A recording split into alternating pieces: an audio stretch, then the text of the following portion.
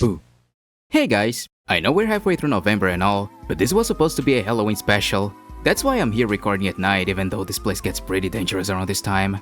Well, some stuff happened and I had to keep delaying it, but I didn't want to scrap the whole video because of it, so here we are.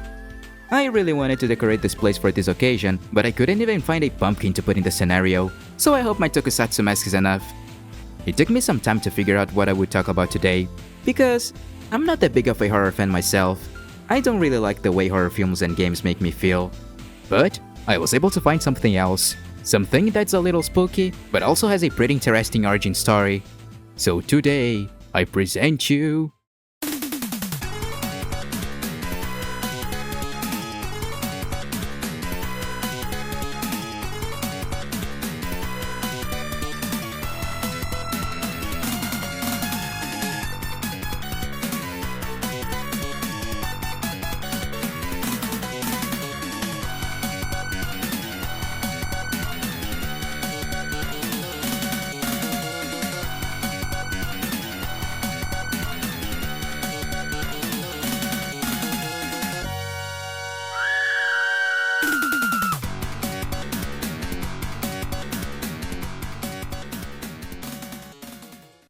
Happy late Halloween everyone, I'm Hapnix. This one is a game I've touched once, a long time ago. So long ago that I didn't really remember anything about it. But when I started the research for this video, I ended up discovering some really cool stuff. Decap Attack, starring Chuck D. Head, was a game created by the once game developer BIC Tokai, now an internet provider named Tokai Communications, for the Mega Drive in 1991. The game follows a creature called Chuck, was created by the mad scientist Dr. Frank N. Stein. He was made out of a bunch of body parts from random people dug up by the doctor. You know, Frankenstein's monster style. But due to some mysterious accident, he ended up with two heads instead of one of them being a cranium detached from his body, which he can use as a projectile. So, the protagonist is a hero that because of some factor has a detachable head that can be used as a weapon. That means... this family tree must be crazy, huh? Anyway, the reason behind Chuck's creation was the appearance of the ruler from the underworld, Max Decap, who recruited Stein's own creations to his army to conquer the world, and in the process divided the island they live in, which happens to be shaped like a skeleton. Being hyped by the doctor and his helper Igor, "Get up now, show them your real strength!" Chuck now must restore the island back to normal and stop Max Decap's attack. Wait, is that the motive behind the name of the game? That's a pretty straightforward plot. So what's the deal with this game? You see, Decap Attack isn't really a totally original title, but actually a reskin of another one also made by Tokai. Magical Hat, that came out in Japan in the previous year.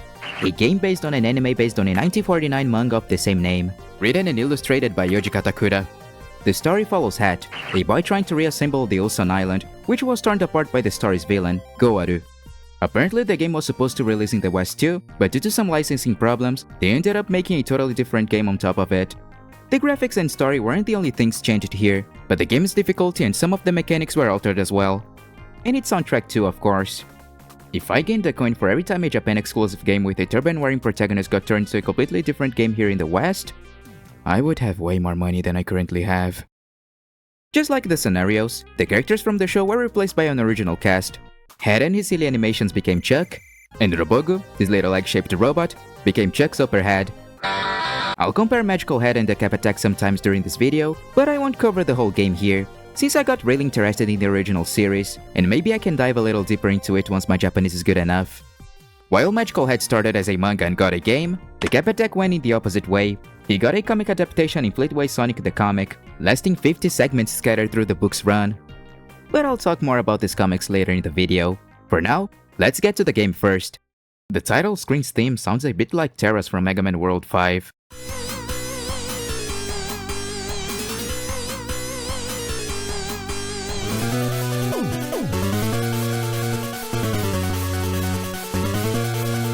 Here is one of the biggest differences between the original game and Decap Attack. There we can choose how many lives we're starting with, while here we can choose between 1 and 3 hearts, each one supporting up to 2 hits. This change was made because Chuck can take multiple hits before dying, while Head can only take 1. Because of that, it's way easier to collect lives there. We start the game with Chuck having only one head, and his only attack being hitting enemies with his face, or punching them, as the manual says. I don't think hitting people with your guts is qualified as punching, but you do you, buddy. His controls are a little hard to get used to. He feels really heavy and slippery, almost like he has soap under his feet. For this reason, it's really easy to take damage from bumping into enemies by accident. If you try changing directions while running, it takes so much time before decelerating and turning around.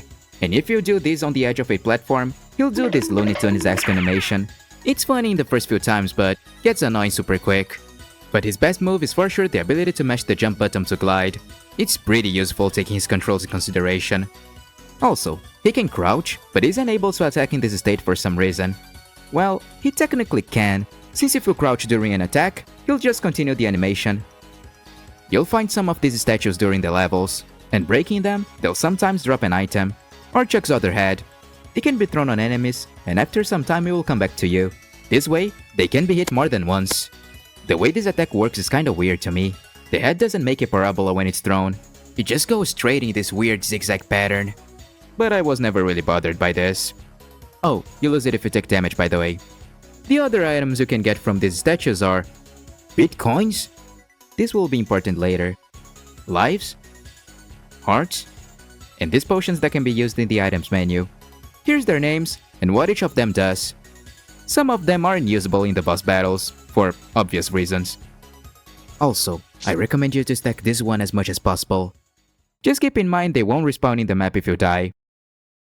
Okay, the first island we're exploring is Abdomen Land. And yeah, all the island's names here are puns with body parts. It's really cool to see how much the aesthetic changed between games, although the level design is still pretty much the same. The enemies, just like everything else, were replaced as well. According to the manual, all the monsters present in the island were created by Dr. Stein, so this includes this frogger dressed as an apple, this blue one with the same fit, and this Cubone cosplayer. You can punch them, throw your head, or even stomp them to death, brutally exploding them in a bunch of bones. Even the ghosts? You can find these spring poles throughout some of the levels. If you jump on top of them, Chuck's hearts will be healed, while in Magical Hat, you gain more lives. Because of the weird way Chuck moves, sometimes it can be a little hard to align your position precisely on top of them. The levels here usually have a bunch of paths you can follow, but only with one exit, kinda like some Sonic games. But the layout doesn't stay the same in every act. The second one from Abdomen Land, for example, is vertical. Speaking of it, each level is divided in 3 acts, the third of which we battle a boss at the end. God Baboon from the original game here was replaced by Bullhead and his beautiful smile. Not only their designs are different, but also their attack patterns and heights. And Bullhead ended up being easier to beat. Since he's smaller, we can just jump over him to dodge his attacks, while God Baboon's height makes this more difficult. This is a simple fight. Just be careful when he runs towards you and throws his boomerang mask. After beating a boss, you can't simply leave the level. Every third act has a treasure hidden somewhere in there. You must find them in order to complete it. The place they're found isn't the same in both versions. In Decap Attack, the first treasure is located right here at the start of the act.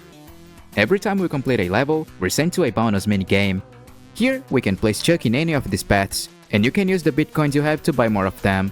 You'll be granted every item collected by them at the end of it, and an extra life for each item, plus an amount of lives equal to the number given by this machine, if one of the Chucks gets to it. Although the same thing is present in the original game, there we have a slot machine between acts. It can be rolled to get some stuff. But I have no idea why this isn't present here, since there isn't really anything scarier than gambling. After getting Abdomen Land back to its place, we get to the second level, LPU Island. I honestly didn't get the pun here, my bad. Here we're introduced to water, and with this, the ability to skip on it. Oh, and swimming of course. You do it by repeatedly pressing the jump button, like you're trying to glide. Just like the rest of the controls in this game, it took me a while to get used to it. Chuck also feels really heavy underwater. And with the water, there come skeleton fishes, otters, the spookiest animal in the world, and jellyfish, who also explode in a bunch of bones. I don't think this is right. And I know this game is supposed to be the spooky one, but honestly, these falling platforms look way scarier in the original game. From this level forward, some statues might have a ghost inside of them instead of an item. This killed me so many times in my first playthroughs. The third act has a catchy theme,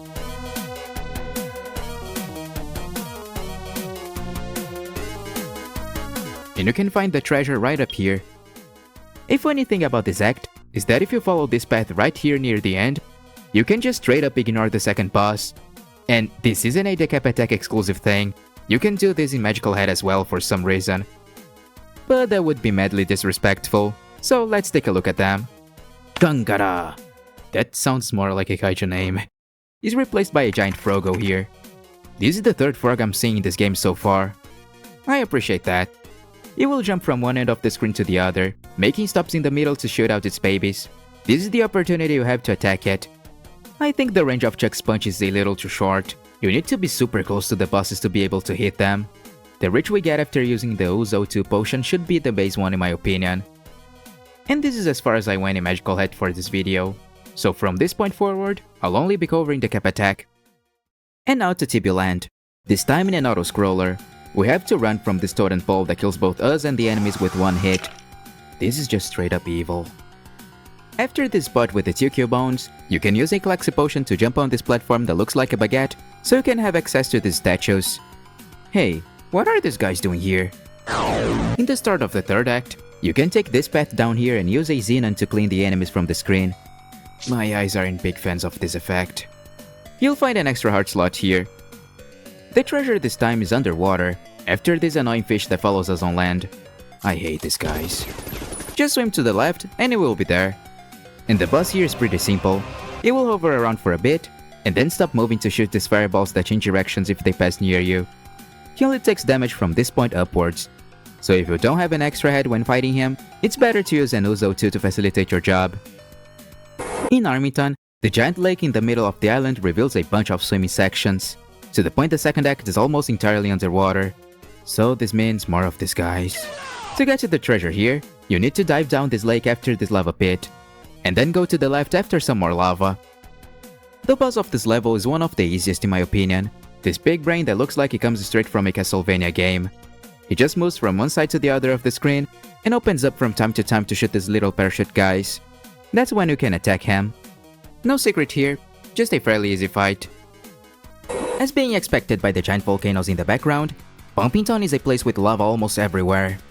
Oh, it kills you instantly by the way, I think I forgot to mention that. And somehow they still ended up here. I'm pretty sure this shouldn't be happening. What is wrong with you? The level design here is very linear, without any room for exploration. In the second act, we're chased by this rejected Mega Man sub-boss, with an alien-like tongue. This is just straight up evil. Huh, I just had a deja vu. Because of this level's linear nature, the treasure here isn't really hidden anywhere, just placed in the middle of the way. Holy shit, is that Buta from Gurren Lagann? That's like my favorite show! His attack pattern is also very simple. He'll just move from one side to the other, occasionally stopping to attack. I noticed the bosses in this game don't vary that much when it comes to movement patterns. The great majority of them do almost the same thing, move from one side to the other of the screen, and sometimes stop to attack. But I don't really see this as a problem, since with the game's controls, I don't think battling more complex bosses would be any fun, and I can only imagine it must be hell having to fight these guys in Magical Hat.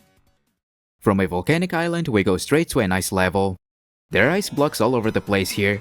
I don't think it was a good idea to put this on a game where the main character already moves like he's constantly walking on ice. And some parts of it would be near impossible if it wasn't for Chuck's ability to glide.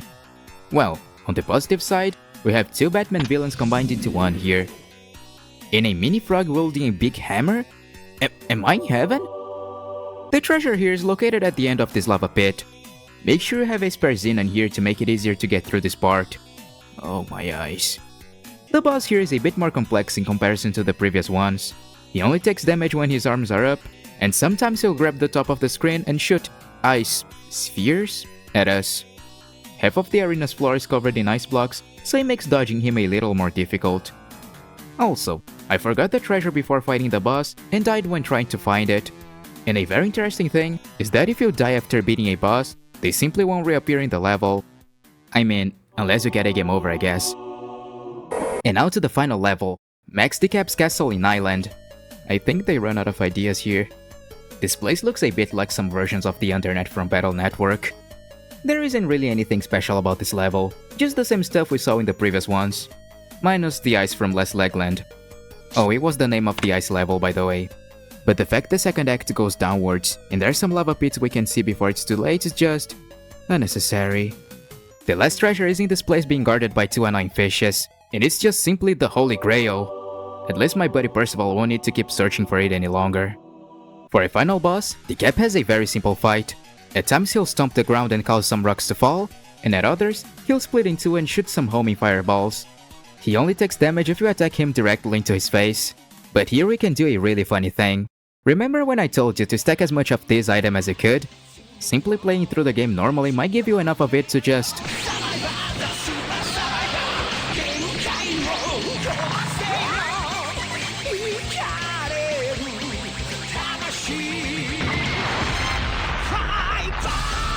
And with that, the island is rebuilt and Chuck walks back home tired. And as a reward for saving the world, Dr. Stein puts Chuck in a machine that turns him into a real boy. Wait, I thought we were adapting a different story here. And this is Decap Attack. So, is it a good game? It's hard to say it for sure. My biggest problems with it were honestly the heavy and slippery controls. But after playing this game so many times recording the footage of this video, I wasn't minding it anymore. And comparing it to what I've played of Magical Hat, it was way more enjoyable. The mechanic of throwing the head could be worked on a bit more though. Only being able to shoot it in one single direction and having it dropped with only one hit are some of the things that could be improved on. Having some of these points being reworked on a sequel could be really cool. Imagine being able to shoot Chuck's head in 8 directions and having some different power-ups for it, kinda like Dynamite Headdy. But sadly it wouldn't be possible, just by the fact that since 1998, VIC Tokai wasn't producing games anymore. And honestly, I don't think they would be interested in creating a sequel to a game that was just a reskin of a pre-existing one. Speaking about it, while I was doing the research for this video, I stumbled into 2 other Tokai games, Kid Cool for NES and Psycho Fox for Master System. Both games have a lot of similarities to Decap Attack and Magical Hat, down to the throwable power-up that moves weirdly when shot. The funny part is that the latter one also got a reskin in another region, becoming a totally different game in Brazil.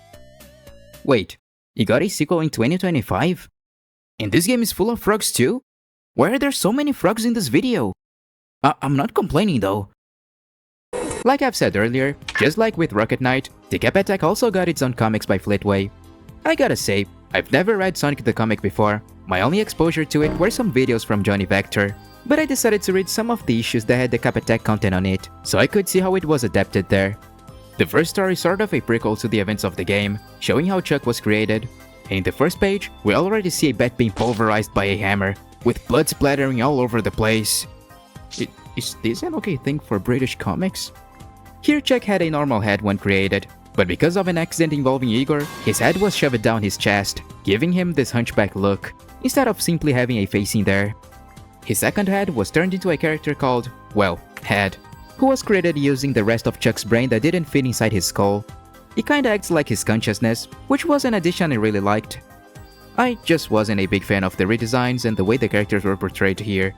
First, giving Chuck an actual head goes a bit against the concept of the character, and now when he's with Head on him, it just looks like he's carrying him on his back. And that's kinda weird because the way they drew him on the cover art looks a lot more like the original character. And they also censored his attack. Now he stretches his neck to give enemies a headbutt. I think blood was okay, but having his guts out was maybe a little too much.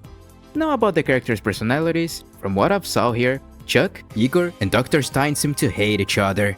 They're always fighting and trying to make each other's lives miserable, with Igor in particular being a complete jerk with Chuck. No, really, in one of the comics he helps a cop trying to murder him. Like, I know in the actual game the characters have just a few lines of dialogue, but what I get from them is that here, these 3 are genuinely great friends. The doctor and his helper hype Chuck at the start of the game, and take care of him after beating Decap, even compensating his efforts by turning him into a human.